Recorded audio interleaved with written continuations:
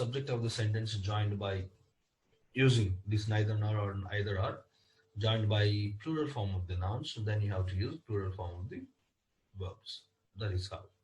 And next here, neither neither the girls nor the boys know French. So here have is a plural and know is also plural. So when the nouns are connected by are, either are, or neither nor, the two nouns are going to be in plural, then we're going to use plural form of the verb. This is how it is supposed to be used. And next rule is here, we have indefinite pronouns. We have indefinite pronouns in English. What are these indefinite pronouns? Everyone, somebody, nobody, anybody. No, someone, everyone, nobody, no one. No, so these are all called as indefinite pronouns. So whenever a sentence starts with any one of these indefinite pronouns, make sure we have to use a singular form of the verb. See here, everyone, sorry, everyone actually, so it's a typographical error, please excuse me for that.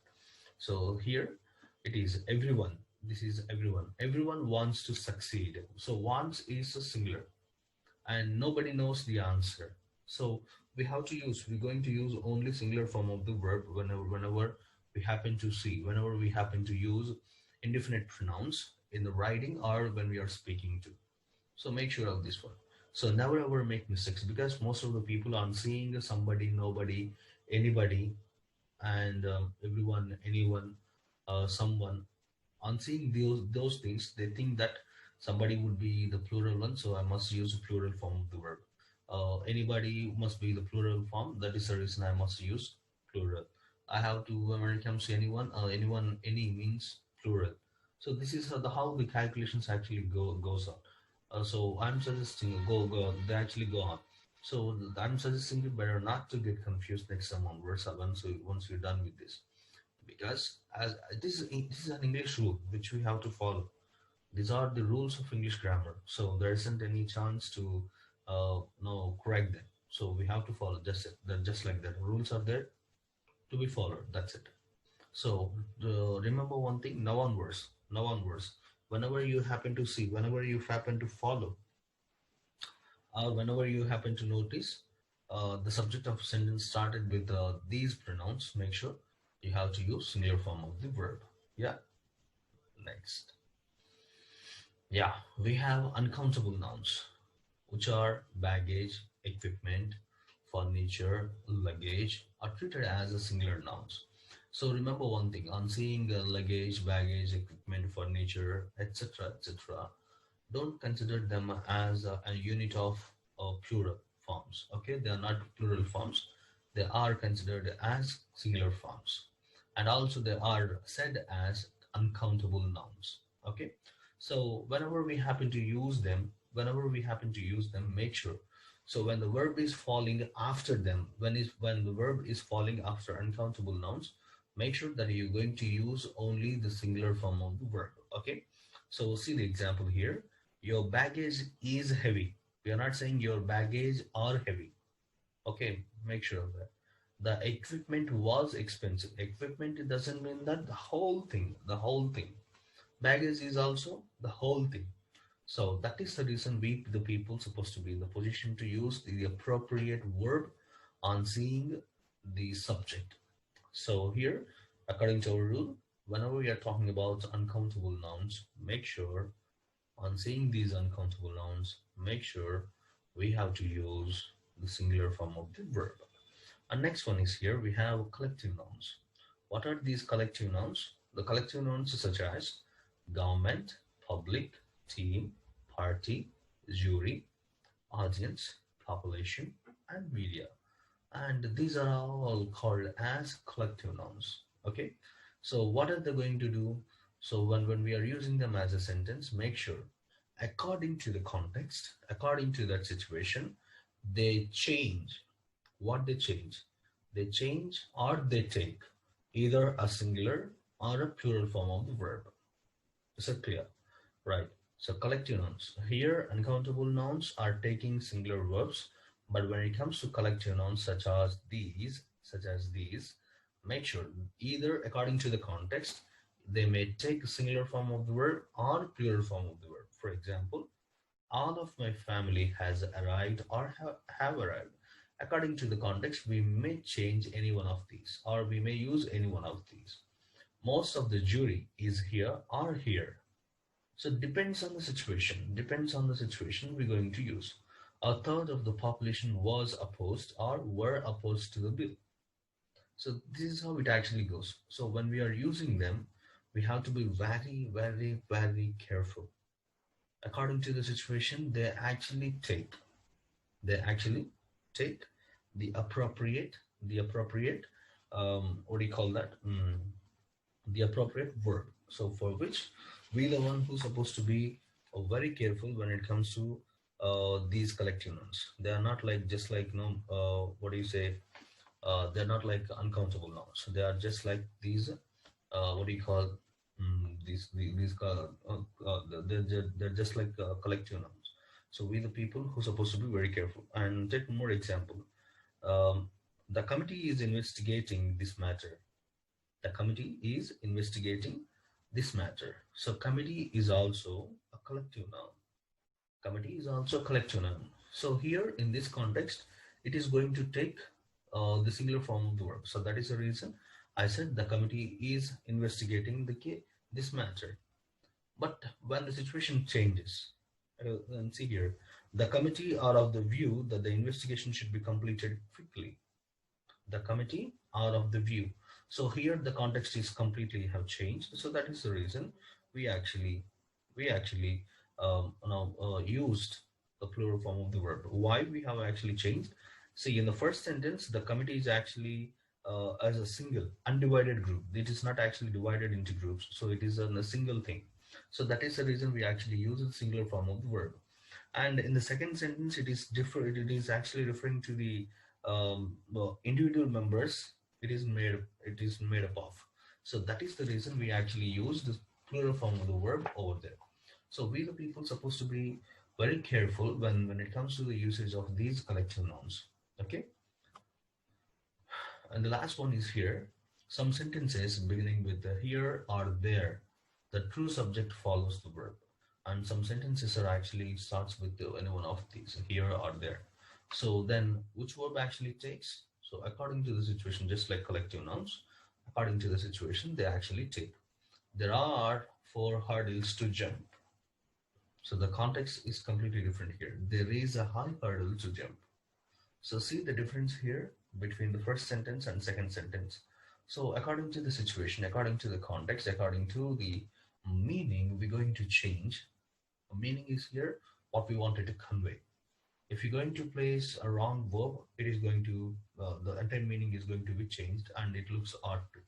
For example, if you say, there is 5 hurdles to jump. See how it's sounding? It sounds too hard, too odd even. So people won't digest when you say the words like that. So we don't even say there are a high hurdle to jump. So we can't even say like that. It always sounds, it always takes the verb which actually goes at that time, right? There are 4 hurdles to jump. There is there is a high hurdle to jump. And next, here are the keys. Here is the key. Here are the keys. Context may be changed. So that is the reason we the people supposed to be in the position to understand where we have to use these rules. The first rule is here. I'm trying to reinforce the thing. So try to remember. The first rule is here. When the subject of the sentence uh, joined by 2 singular or plural nouns, make sure, and joined by this and we have to use plural form of the verb. Yeah. When the subject consisting of 2 singular nouns or 2 plural nouns joined by this and, make sure we have to use plural form of the verb. These are the examples that we can follow. The principal and the HOD. These are 2 different peoples and it is joined by this and, so that is the reason we actually used word which is plural. Okay. And what if the 2 nouns representing or referring to a same person? Then we have to use singular form of the verb. So here the founder and as well as the chairman, both are same. Both are same. The founder is also the same person, and the chairman is also the same person. So we are not going to have different persons here. So both are a person is actually handling, or this person, these two positions are actually referring to a same person. So that is the reason we actually used the the what do you say, the singular form of the verb. And here, if two nouns are joined together by and thought of a single thing, remember, whenever you are thinking or whenever you thought of this one is a single thing, then we have to use singular form of the verb. So whenever we order for chutney or idli, whenever we order for idli, definitely we're going to get chutney because we don't treat this one as a separate thing. So that is the reason. So both are considered as a single thing. So whenever we are happen to use them, whenever we are considering them as single thing, make sure we have to use singular form of the verb. And when it comes to periods of time or sums of time and distances, when we are actually measuring them, make sure we have to use singular form of the verb. So whenever we are talking about the distances, whenever you're talking about periods of time, and whenever you're talking about money matters, make sure you have to use only uh, the singular form of the verb. 10 lakhs is a big amount. That is how you have to say 10 lakhs are a big amount. No, it's absolutely wrong. Okay.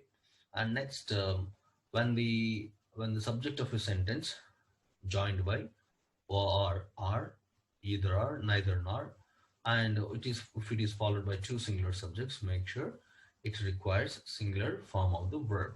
Okay, as you are seeing here, my aunt and my uncle, or my aunt or my uncle is a Ravi, neither Joan nor Carmine.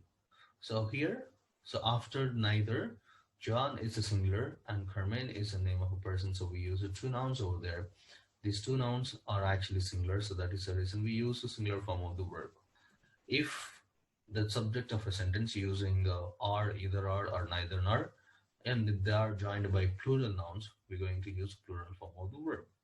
So as just like here, so neither girls nor the boys. So because we used plural nouns, we have to use the plural form of the verb. And next one, we have indefinite pronouns. Make sure whenever you are using indefinite pronouns, just like anyone, no one, anybody, nobody, somebody, someone, right? So whenever we are using these indefinite pronouns, make sure we have to use only singular form of the verb. And just like this, everyone wants to succeed. And next, whenever we are using uncountable nouns, make sure we have to use only singular form of the verb before to them. So just like this, your baggage is heavy. Your equipment, the equipment was expensive. So make sure we the people, whenever we are using uncountable nouns as a subject of a sentence, we have to use singular form of the verb.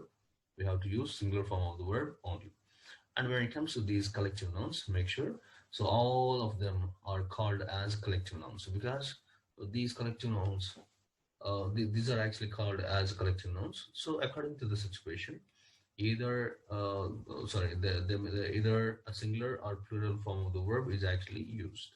So just like this, as we are seeing here. And next, when some sentences are started with as a subject, using here or there, so we have to make sure the true subject actually follows the verb. So it depends on the subject, we actually uh, take the verb. This is what is all about the subject verb agreement. If you know, if you know the subject verb agreement, you can easily deal the topic called common errors in English. Even when you go for competitive examinations, or if you might have taken some competitive examinations regarding to common errors in English. So what you're going to find is this only. This is how they actually give some sentences. If you are familiar with this topic, you can easily identify where the mistake is. So that you can easily correct the sentences. And when it comes to the examination point of view, so in the examination, what they do, they give you certain sentences and may ask you to correct their verb, or they may ask you to ensure whether the subject and the verb is agreeing with each other or not in the given sentences. So once you just go through these rules, you can easily do it, and you're gonna have two of 3 marks or 5 marks in your pocket. So 3 and 5 marks are not an no ordinary count. So I hope even half mark matters a lot when it comes to the examination point of view. So this is how the topic is actually um, go on. And if I'm not mistaken, if you got any other doubts, we can discuss over there in the classroom. And after when it comes to the classroom, once we're done with this topic, I'm going to give you some exercises where you have to clear them there itself. You're not given any time, my dear, so it's not a take-home exam. So the exercise is supposed to be done after the class. Okay, immediately after the class, you have to do the exercises, and then we're going to have a discussion why we have used the plural noun, why we have to use, sorry, plural verb, why we have used singular verb, and after once you're done with the exercise, so we're going to discuss all the answers along with your doubts, and every doubt will be clarified regarding to this topic. Till then, bye bye, take care. If you still have any doubts, any other issues regarding to this topic, you can ping me on WhatsApp or just give me a call. Thank you.